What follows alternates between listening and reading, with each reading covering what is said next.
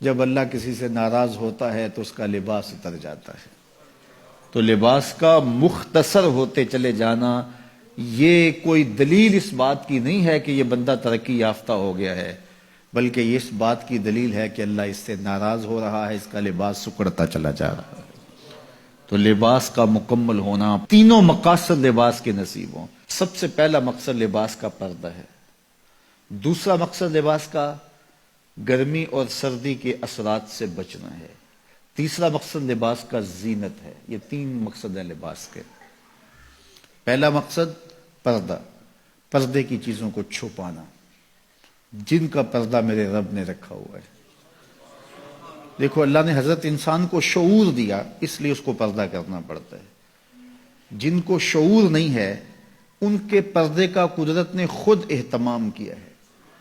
جانوروں کے بال رکھے ہیں اور ان کے کچھ اعضاء اس طرح پیدا کیے ہیں کہ ان کا پردہ رہتا ہے. لیکن جس کو شعور دیا، جس کو فہم دیا، اس کے ساتھ اس کا لباس بھی اتارا. اور شرم اور حیا جب ہوتی ہے تو لباس کا اترنا طبیعت پہ شاق گزرتا ہے. اگر اعضائے بدنیہ کا اظہار ہو لباس سے تو پھر لباس کا یہ بنیادی مقصد تھا تو یہ بھی پورا نہیں ہوگا.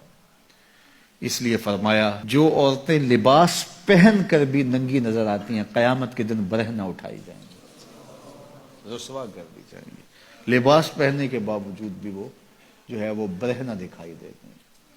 ان کے اعضائے بدنیہ کا اظہار ان کے لباس سے ہوتا ہے تو پھر وہ لباس کیسا ہوا؟ لباس تو پردے کے لیے تھا، زینت کے لیے تھا، موسمی اثرات سے بچانے کے لیے تھا. یہ تین مقصد تھے لباس کے. تو بنیادی مقصد پردہ تھا. تو اگر وہی حاصل نہ ہوا تو پھر لباس کا مقصد کیا ہوا؟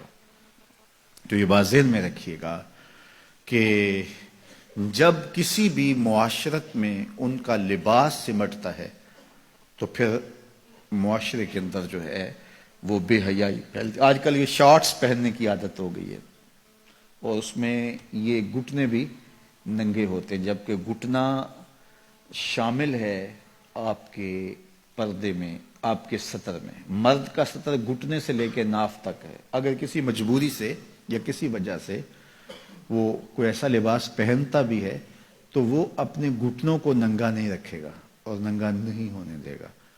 تو یہ اس کے پردے میں شامل ہیں. تو قوموں کا بے لباس ہونا یہ قوموں کی تہذیب کا پتہ دیتا ہے.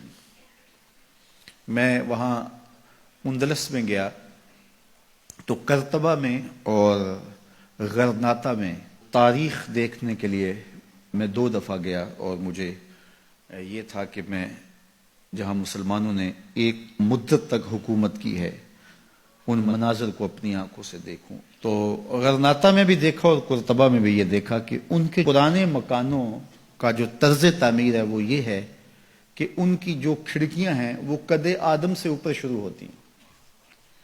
یعنی ہمارے ہاں تو وہ آج کل یہ نیا جو طرز تعمیر آیا ہے کچھ عرصے سے کہ 4 فٹ کی گلی ہم اطراف میں چھوڑتے ہیں اور دیوار اوپر کر کے تو کھڑکیاں نیچے تک لے جاتے ہیں تو تاکہ ہوا کی گزرگاہ آسان ہو. اور جب یہ گلی چھوڑنے کا رواج نہیں تھا تو جو گھر کے کمرے کی کھڑکی ہوتی تھی یا صحن کی کھڑکی ہوتی تھی وہ ڈائریکٹ گلی میں کھلتی تھی. تو اس وقت طرز تعمیر جو مسلمانوں کا تھا اور جو دوسرے لوگوں کا طرز تعمیر تھا اس میں فرق تھا.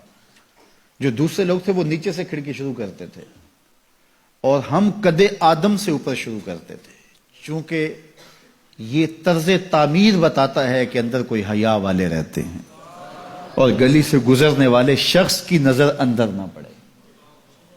تو میں نے دیکھا ہے کہ مغرب کے اندر تو یہ تصور نہیں ہے کہ قد آدم پہ کھڑکیاں ہوں، لیکن وہاں قد آدم پہ پرانے مکانوں کی کھڑکیاں دیکھی ہیں. تو یہ طرز تعمیر بتاتا ہے کہ مسلمانوں کے خمیر میں حیا رکھا ہے. میرے حضور نے سچ کہا تھا جب ایمان آتا ہے تو حیا آتا ہے، جب حیا رخصت ہوتا ہے تو ایمان بھی رخصت ہو جاتا ہے.